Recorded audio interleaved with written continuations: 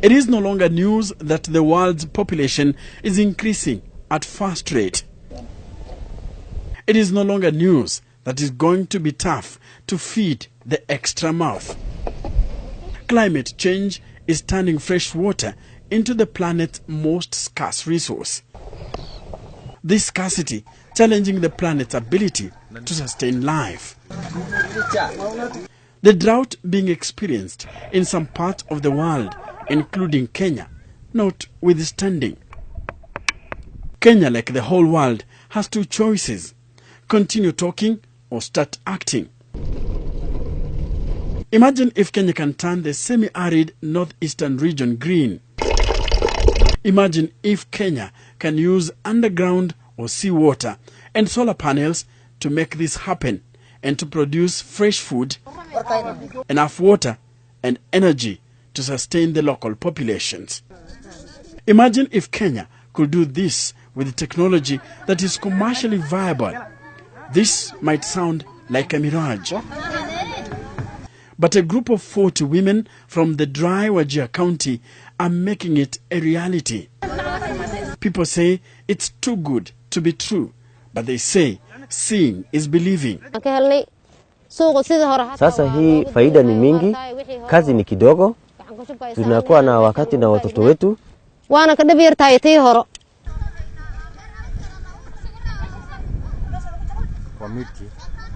The vegetables are grown inside these shade nets.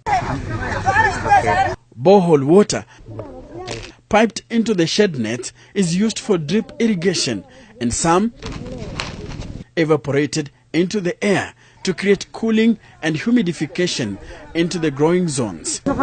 This creates excellent growing conditions for farm produce. Our farmers are not really, not really farmers, but now they have turned as real farmers.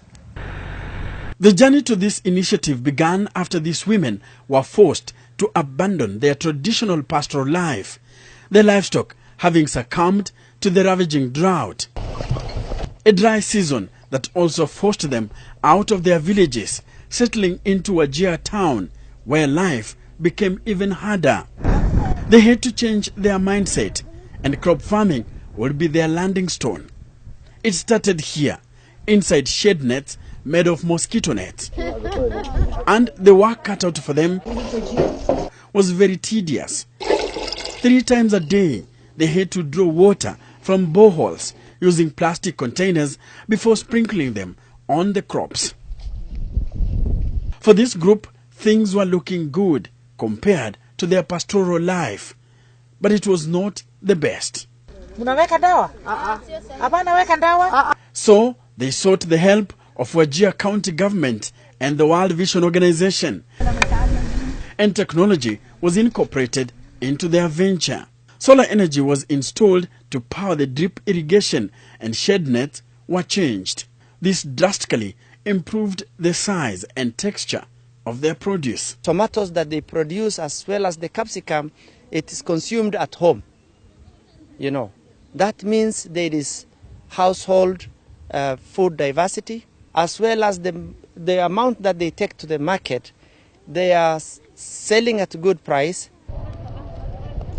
Wajir market is now laden with vegetables from the Alimau women group.